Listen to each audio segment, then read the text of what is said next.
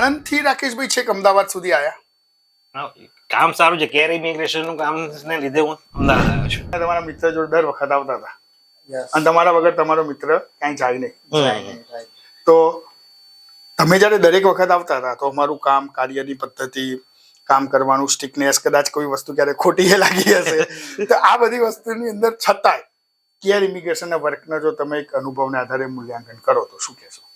તમારા પહેલા તો કેરની અંદર જયારે અમે એન્ટ્રી લેતા હતા તો તમારા જે રિસેપ્શનમાં બેસતા હતા તો અમને એવા રિસીવ કરે કે જ્યારે આમ કોઈ ફેમિલી મેમ્બર આવ્યું હોય એવી રીતે અમને રિસીવ કરે. પછી રિસીવ કર્યા પછી તમને જેમ આપણી ઘરે કોઈ ગેસ્ટ આવ્યા હોય અને પૂછે કે ભાઈ તમે ચા પીશો કે કોફી પીશો કે પછી ઠંડુ પીશો, એ રીતે અમને રિસીવ કરે છે. અમને કેર ઓફિસમાં આવ્યા હોય એવું લાગતું નથી. હવે અમારા કોઈ એક ફેમિલીની અંદર એક અમારા ફેમિલી મેમ્બર છે એવી રીતે અમે आया है ना, એવું અમને લાગે. Thank you.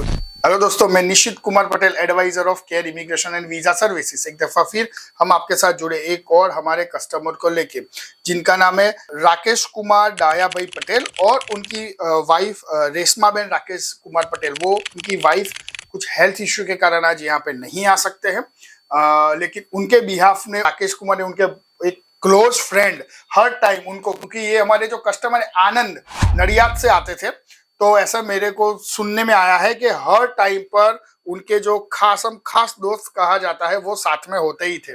तो आज उनको भी लेके आए और हमको ये बहुत सारी उनसे चर्चा करके अच्छा लगा और वीडियो में हमने उनको सम्मिलित किया है.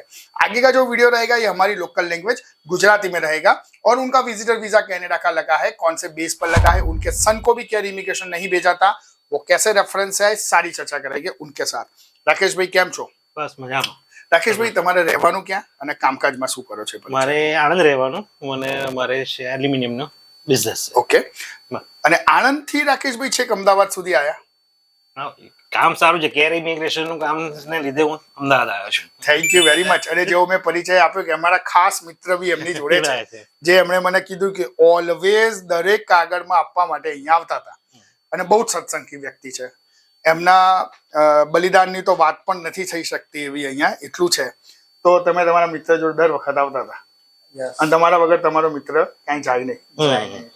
તો તમે જયારે દરેક વખત આવતા હતા તો અમારું કામ, કાર્યની પદ્ધતિ, કામ કરવાનું સ્ટિકનેસ, કદાચ કોઈ વસ્તુ ક્યારે ખોટી લાગી હશે તો આ બધી વસ્તુની અંદર છતાંય કેર ઇમિગ્રેશનના વર્કનો જો તમે એક અનુભવને આધારે મૂલ્યાંકન કરો તો શું કહેશો?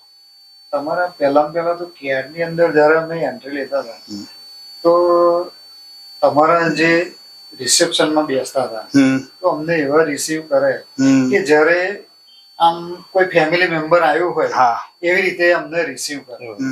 પછી રિસીવ કર્યા પછી તમને જેમ આપણી ઘરે કોઈ ગેસ્ટ આવ્યા હોય અને પૂછે કે ભાઈ તમે ચા પીશો કે કોફી પીશો કે પછી ઠંડુ પીશો, એ રીતે અમને રિસીવ કરે છે. અમને કેર ઓફિસમાં આવ્યા હોય એવું લાગતું નથી. હવે અમારા કોઈ એક ફેમિલીની અંદર એક અમારા ફેમિલી મેમ્બર છે એવી રીતે અમે આવ્યા હોય ને, એવું અમને લાગે. Thank you. તમારા વાક્ય બહુ જ અમારા માટે, અમારી આખી એન્ટાયર ટીમ માટે બહુ જ ઇમ્પોર્ટન્ટ છે. જ્યારે કોઈ વ્યક્તિ ફેમિલી તરીકેનો દરજ્જો આપે ને સાહેબ, ત્યારે એ કેટલા વિશ્વાસ સાથે એવું કહેતો હોય કે ફેમિલી મારું મેમ્બર એમ, નહીં પ્રોફેશનલ. તો અમારા માટે બહુ જ આનંદની બાબત છે. રાકેશભાઈ, તમારો સન અહીંયાથી ગયો, તમે પછી અહીંયાથી વિઝા લીધા, કેટલા દિવસમાં વિઝા આવ્યા? આપણા વિઝા આવ્યા 3 મહિનામાં. 3 મહિના. તો વિઝિટર વિઝાની પ્રોસેસ એટલી લાંબી ચાલી.